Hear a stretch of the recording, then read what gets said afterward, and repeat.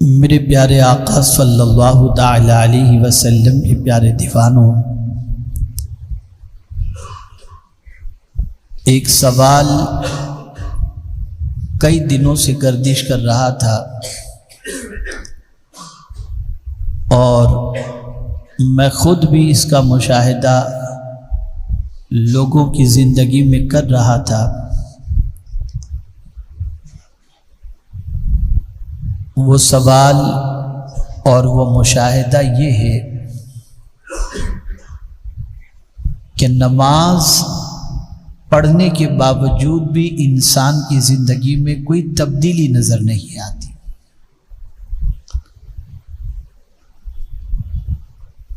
بڑا شوق ہے، بڑا ذوق ہے،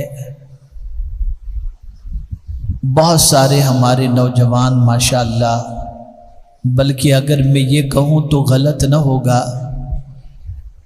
کہ ممبئی کی سرزمین پر خاص طور پر مسجدوں میں جو نوجوانوں کی تعداد نظر آتی ہے، اتنی تعداد شاید کسی علاقے میں نظر آتی ہے۔ لیکن دونوں پہلو سے دیکھیں کہ نماز بھی پڑھ رہے ہیں اور خرافات کے اندر بھی ہیں، نماز بھی پڑھ رہے ہیں، برائیوں میں ڈوبے ہوئے بھی ہیں، نماز بھی پڑھ رہے ہیں اور راتوں کو اپنی آنکھوں کو گندی بھی کر رہے ہیں۔ تو سوال یہ پیدا ہوتا ہے کہ ایسی نماز پڑھنے والوں کے بارے میں جو تاخیر سے نماز پڑھتے ہیں، وقت گزرنے کے بعد نماز پڑھتے ہیں، یا نماز کو اس کے ارکان کے ساتھ صحیح طور پر ادا نہیں کرتے، ان کے بارے میں قرآن کا کیا حکم ہے؟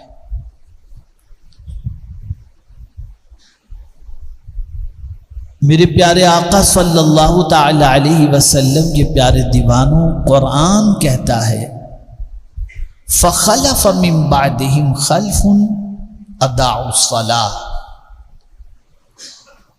ان کے بعد ناخلف آئے جنہوں نے نماز کو ضائع کی۔ اب یہ نماز ضائع کرنا کسے کہتے ہیں یہ نہیں فرمایا گیا،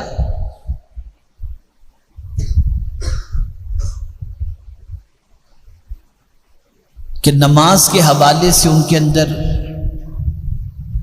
کوئی چستی نہیں ہے۔ نماز ضائع کرنے کے بارے میں فرمایا گیا، اس سے مراد قضا کرنا بھی ہے، چھوڑ دینا بھی ہے، اور اس سے مراد مفسرین یہ بھی فرماتے ہیں کہ نماز کے وقت کے گزرنے کے بعد پڑھنا، جیسا کہ میں دیکھتا ہوں ممبئی کے اندر کہ مغرب کا وقت قریب قریب ہوتا ہے تو عصر کی نماز پڑھنے چلے جاتے ہیں،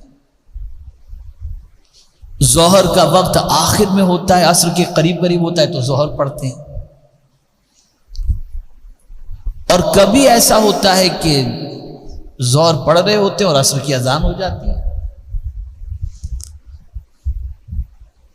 اور بعض حضرات جو نماز پڑھتے ہیں تو ان کی نماز کی سچویشن یہ ہوتی ہے کہ کھڑے تو ہوتے ہیں اللہ کے دربار میں،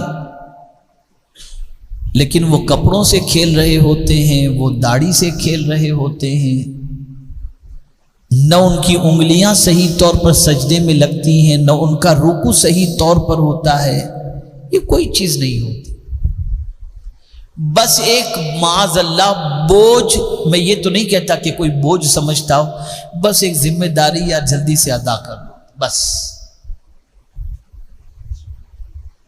تو جب اس قسم کی نماز ہوتی ہے نا تو اس نماز سے انسان کی زندگی میں انقلاب پیدا نہیں ہوتا، اور ایسی نماز جو وقت گزرنے کے بعد ادا کی جاتی ہو، یا وہ شخص جو نماز قضا کرتا ہو، یا وہ شخص جو نماز کو اس کے ارکان کے ساتھ صحیح طور پر ادا نہ کرتا ہو، اس کے بارے میں جانتے ہیں قرآن نے کیا کہا؟ فَسَوْفَ يَلْقَوْنَ غَيًّا، ان قریب وہ غی سے ملے گا، جنگل میں جا گرے گا۔ یہ غی کیا ہے؟ چونکہ اب تو مسلمان کی پوزیشن ایسی ہو چکی کہ بڑا بے باک ہو گیا، اس کو قیامت کی عذاب سے ڈرا، مولانا دیکھا جائے گا معاذ اللہ، قبر کی عذاب سے ڈراؤ، مولانا ٹھیک ہے بس اللہ معاف کرنے والا ہے۔ اتنی بے باکی ہو گئی، اتنی بے باکی ہو گئی کہ سب سے زیادہ اگر مسلمان کسی سے بے خوف ہے تو وہ اللہ سے بے خوف، اللہ کا ڈر نکل گیا، اللہ کا خوف نکل گیا۔ کیا وجہ تھی کہ صحابہ کرام علیہم الرضوان نماز پڑھتے تھے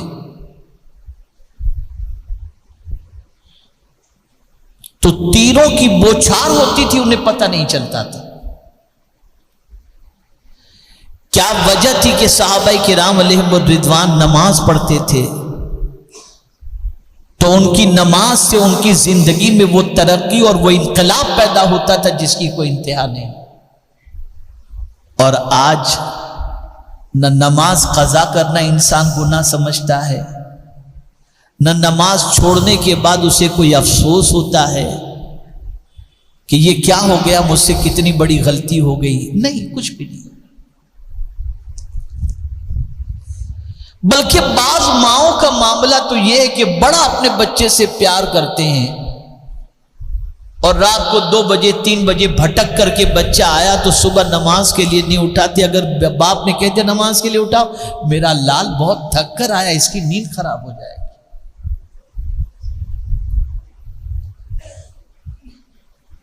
ترک صلاۃ کو کوئی معمولی گناہ سمجھ نہیں رہا آج۔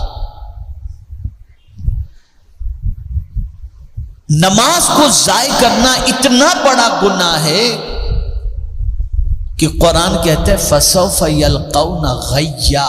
یہ غی کیا ہے؟ آپ کو بتاؤں، جہنم اتنا گہرا ہے کہ اگر ایک کنکر جہنم کے کنارے سے پھینکا جائے تو تہ میں جانے کے لیے 70,000 سال لگتے ہیں، اتنا گہرا ہے جہنم۔ اور اسی جہنم کے اندر ایک وادی ہے، ایک کنواں ہے، اس کنویں کا نام غی ہے۔ یہ میں کس سے کہانی نہیں سنا رہا، یہ قرآن کی بات کر رہا ہوں جس کے ایک ایک حرف پر آپ کا بھی ایمان ہے، ہمارا بھی ایمان ہے۔ اور اگر قرآن کے ایک نقطے پر بھی کوئی ایمان نہ رکھے تو گیا کام سے۔ ہم سب قرآن کے ماننے والے، اس قرآن نے یہ کہا فَسَوْفَ يَلْقَوْنَ غَيًّا۔ یہ غی کیا ہے؟ یہ جہنم کے نچلے حصے میں ایک کنواں ہے۔ کیا ہے اس کنویں کے اندر؟ اس کنویں میں جہنمیوں کا خون اور جہنمیوں کا پیپ رکھا ہوا ہے، اور وہاں پر اس بندے کو ڈالا جائے گا جو نماز کو قضا کرتا ہے، نماز کو ضائع کرتا ہے۔ یہاں کوڑا کرکٹ اگر موجود ہو، کچرے کا ڈھیر ہو، کچھ مری ہوئی چیز یا کچھ گندگی بدبو آ رہی ہو، فوراً فون کرتے ہیں میونسپلٹی والے کو، بھائی آ کے اٹھا کے جب بیمار پڑ جائیں گے لوگ۔ تو جہاں جہنمیوں کا پیپ رکھا جاتا ہو اور وہاں جہاں خون رکھا جاتا ہو، وہاں کی بدبو کتنی خطرناک ہوگی۔ اس میں اس شخص کو ڈالا جائے گا جو نماز کو ضائع کرتا ہے۔ میں بہت توجہ چاہوں گا، صحابہ کرام علیہم الرضوان کے نزدیک مسلمان اور کافر کے درمیان جو چیز فرق کرنے والی تھی وہ نماز۔ صحابہ جب کسی کو دیکھتے کہ یہ نماز نہیں پڑھتا تو سمجھتے تھے کہ یہ کافر ہے اس لیے نہیں پڑھتا، یہ آئیڈینٹی تھی۔ میں تھوڑی تلخ بات کرنے جا رہا ہوں، الحمدللہ پکا سنی ہوں اللہ کے فضل و کرم سے۔ میری تو تمنا ہے کہ مروں تو کوئی وہاں بھی جنازے کو کاندھا بھی نہ دے، الحمدللہ۔ لیکن میں دیکھ رہا ہوں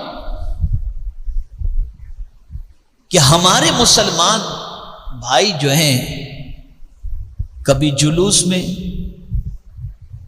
کبھی عرس کی تقاریب کے اندر نمازوں کو آسانی سے چھوڑ دیتے ہیں اور اس کو وہ اہمیت نہیں دیتے الا ماشاءاللہ. سب کی بات نہیں کر رہا ہوں، ماشاءاللہ اب تو کافی چینجز آ رہی. میں نے بہت ساروں کو دیکھا کہ مغرب کی اذان کا وقت ہوتا ہے، آستانے پہ کھڑے ہو کے سلام پیش کرنے، فاتحہ پڑھ رہے ہیں، مسجد میں نماز کے لیے نہیں جائے. یہ نہیں پوچھا جائے گا کہ اللہ کے ولی کی بارگاہ میں گئے تھے یا نہیں، یہ ضرور پوچھا جائے گا کہ نماز تم نے ادا کی تھی کہ نہیں. نماز پڑھو پھر ان کی چوکھٹ پر بیٹھ جاؤ.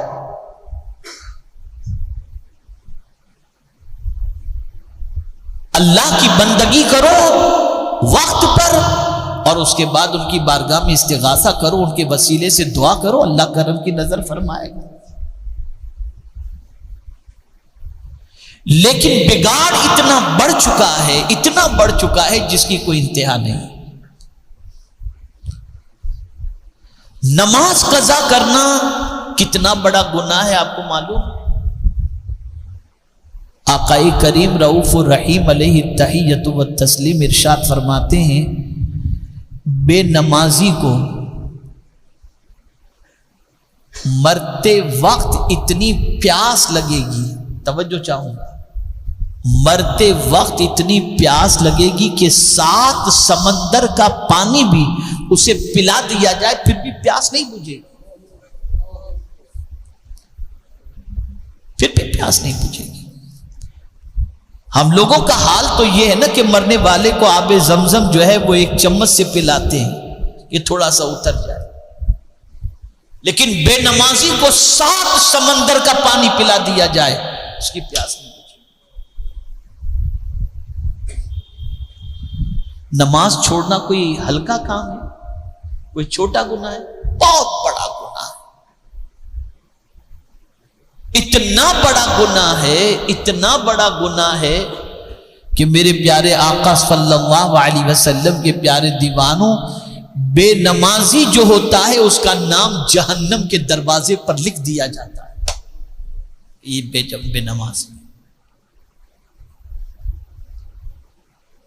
تو نماز ضائع نہ کرو.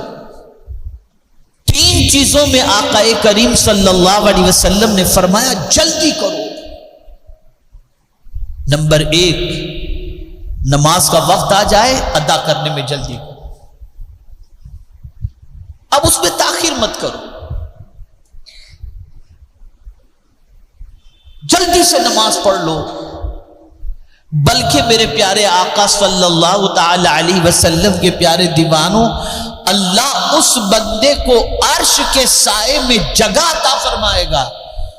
جو بندہ ایک وقت کی نماز پڑھ کر کے نکلا نا تو اس کا دل مسجد میں لگا ہوا ہے کہ جلدی سے ظہر کا وقت آئے تو مسجد میں جا کر کے نماز ادا کروں. سرکار فرماتے اللہ اسے عرش کے سائے میں جگہ عطا فرمائے.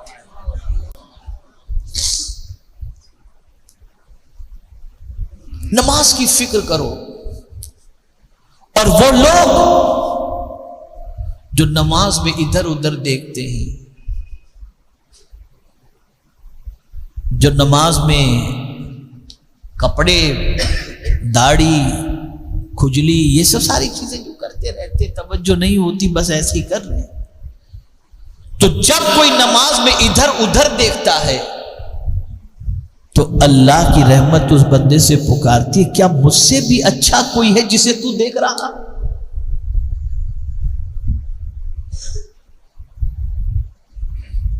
نماز پڑھو یکسوئی کے ساتھ پڑھو. جب وضو کرو اچھی طریقے سے وضو کرو، کہیں پانی جو ہے وہ بہنے سے رہ نہ جائے. چھوٹی فضیلت ہے وضو کی.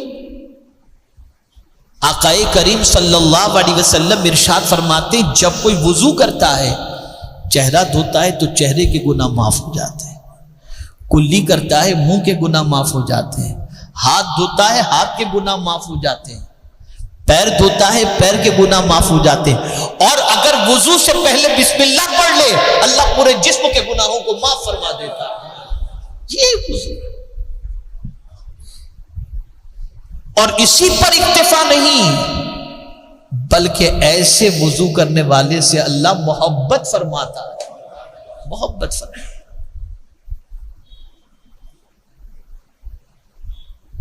جب آ ہی گئے ہیں مسجد میں، نماز کا ارادہ کر ہی لیا ہے، تو پھر اچھی طریقے سے پڑھو۔ اب کیسے پڑھو؟ نماز پرفیکٹ کیسے ہوگی؟ کوئی تصور تو ہو ذہن کے اندر کہ اس تصور کے ساتھ اگر ہم نماز پڑھیں تو ہماری نماز اچھی طریقے سے ہو۔ میرا اکثر جو ہے وہ سیلنگ سے جانا رہتا ہے، تو ڈرائیور جو ہے ٹیکسی ڈرائیور وہاں گاڑی سلو کر دیتا ہے، حضرت یہاں پر 60 کی اسپیڈ سے زیادہ نہیں چلا سکتے ورنہ ابھی کیمرے میں آ جائیں گے کہ میرا دیکھ رہا ہے اسپیڈ سلو ہو گئی۔ تصور ذہن کے اندر آیا۔ اب حضور سے پوچھتے ہیں یا رسول اللہ صلی اللہ علیہ وسلم نماز کیسے ادا کریں؟ تو بس اس حدیث کو ذہن میں محفوظ کر لو، پھر نماز پڑھو، نماز کی لذت محسوس ہوگی۔ آقا کریم صلی اللہ علیہ وسلم فرماتے ہیں نماز اس طرح پڑھو جیسے تم خدا کو دیکھ رہے ہو، اور اگر یہ تصور قائم نہیں ہوتا تو یہ تصور قائم کرو کہ وہ تمہیں دیکھ رہا ہے۔ اب ظاہر سی بات ہے جب یہ خیال آ جائے کہ وہ دیکھ رہا ہے تو ہمارا رب دیکھ رہا ہو تو ہمیں نماز میں کتنی اچھی طریقے سے سارے ارکان ادا کرنے چاہیے۔ تو اس تصور کو جمع کر کے نماز ادا کرو۔ نگاہوں کو سجدے کی جگہ پر، رکوع میں جاؤ تو انگوٹھے کی طرف، یہ ان ساری چیزوں کا خیال کرو۔ انشاءاللہ العظیم زندگی رہی تو میں اس کو تھوڑا سا سمجھانے کی مزید کوشش کروں گا، تاکہ جو محنت آپ کر رہے ہیں نماز کے سلسلے میں، اس محنت کا صحیح معنوں میں آپ کو ثمرہ بھی ملے، پھل بھی ملے، اور ہم سب کی نماز بھی درست ہو جائے۔ اللہ رب العزت جل جلالہ آقا کریم رؤوف الرحیم علیہ التحیۃ والتسلیم کے صدقہ و طفیل ہم سب کو نماز ضائع کرنے سے بچنے کی توفیق نصیب فرمائے۔ اللہ مجھے آپ کو سب کو توفیق نصیب فرمائے۔ وما علینا الا البلاغ المبین۔ السلام علیکم ورحمۃ اللہ۔